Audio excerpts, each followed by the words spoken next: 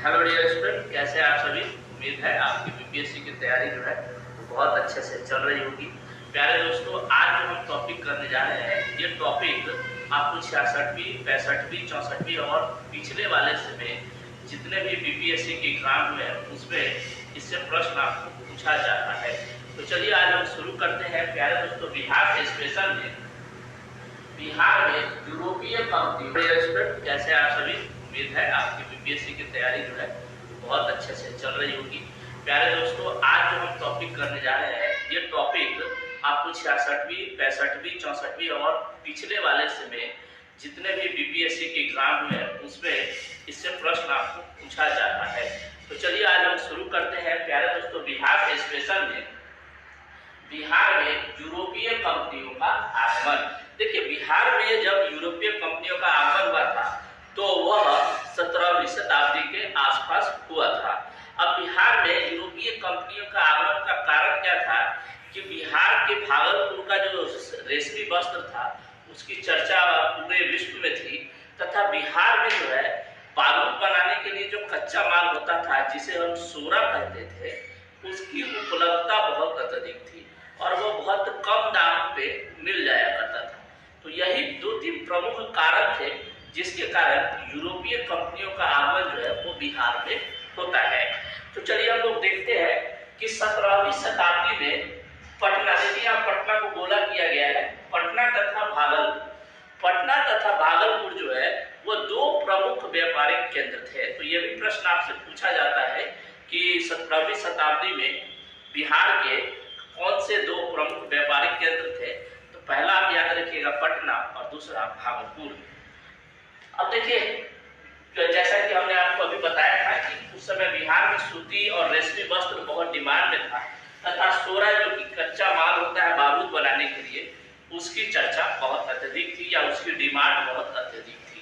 अब चलिए हम लोग ये देखते हैं कि बिहार में किन किन यूरोपीय कंपनियों का आगमन हुआ था और उनका कालक्रम, यानी कि किस तिथि को या किस वर्ष को वो बिहार में आए थे।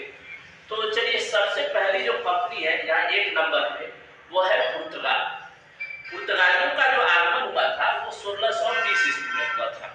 पहली जो यूरोपीय कंपनियां जो बिहार में आई थी वह थे पुर्तगाली, और यह 1620 ईस्वी में बिहार में आए थे और इन्होंने अपनी पहली फैक्ट्री रॉबर्ट ह्यूज के नेतृत्व में स्थापित की थी।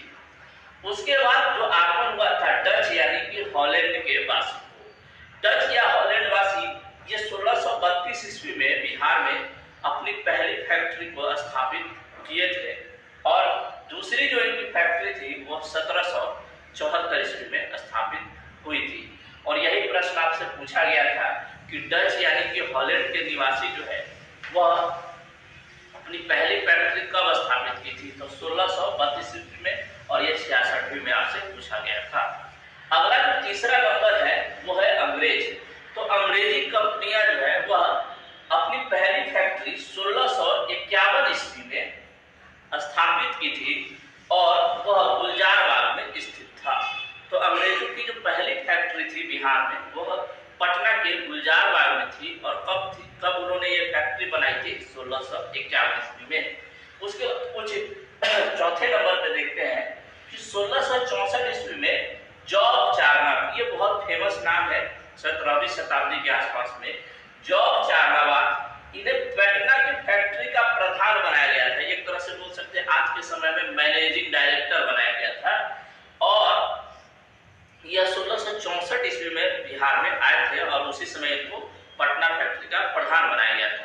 जब ये बिहार में आए थे तो उस समय बिहार के जो सूबेदार थे जिनका नाम था शाह हस्ता खां, नाम याद रखिएगा, शाह हस्ता खां, इन्होंने जो अंग्रेजों की फैक्ट्री थी उस पे 3.5% का कर लगा दिया। 3.5% का कर, मतलब जितना प्रॉफिट होगा उसमें 3.5% हमको देना पड़ेगा। तो ये सूबेदार शाह हस्ता खां ने लगाया था। उसके बाद देखिए फ्रांसीसी जो है, इनका कोई फैक्ट्री बिहार में स्थापित नहीं हुआ था। इनका जो मुख्य व्यापारिक केंद्र था या मुख्य जो इनकी फैक्ट्रियां थी वह कहा था चंद्रनगर, जो कि बंगाल में पड़ता है, अभी बंगाल में स्थित है, बंगाल के चंद्रनगर में इन्होंने अपनी पहली फैक्ट्री को स्थापित किया था और उन्होंने व्यापारिक केंद्र भी इसको बनाया था। तो ये पॉइंट आप याद रखिएगा, इससे क्वेश्चन भी पूछा जाता है और उल्टा द्वीप वाली जो घटना है वो इसी से संबंधित है, तो आप इसको याद रखिएगा। फ्रांसीसियो ने चंद्रनगर जो कि बंगाल में है उसको अपना व्यापारिक केंद्र बनाया था और फैक्ट्री भी वहां स्थापित की थी। उसका 6ठे नंबर पे है टैवर्निए। टैवर्निए जो है यह फ्रांसीसी यात्री थे और इन्होंने जो पटना थी उसकी जनसंख्या 2 लाख बताई थी। तो ये बहुत ही फेमस नाम है टैवर्निए, जो कि फ्रांसीसी यात्री थे और उन्होंने पटना की जनसंख्या बताई थी कुल 2 लाख। तो इसको भी आप याद रखेंगे। टैवर्निए के अनुसार जो पटना की जनसंख्या थी वो 2 लाख थी।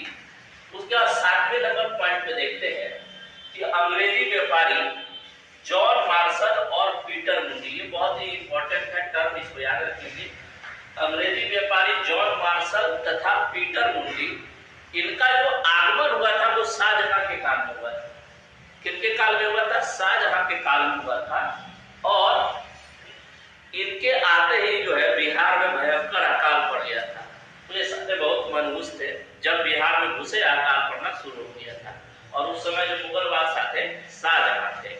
तो ये कुछ प्रमुख टर्म है, कुछ प्रमुख यूरोपीय कंपनियों का आगमन है। आप एक एक कंपनियों को अच्छे से देखेंगे और मान के चलिए कि इससे बीपीएससी में आपको प्रश्न पूछेगा ही पूछेगा। प्यारे दोस्तों, आप हमारे वीडियो को अगर देखते हैं तो एक काम जरूर किया कीजिए, इसे जो है सब्सक्राइब कर दिया कीजिए ताकि हमें मोटिवेशन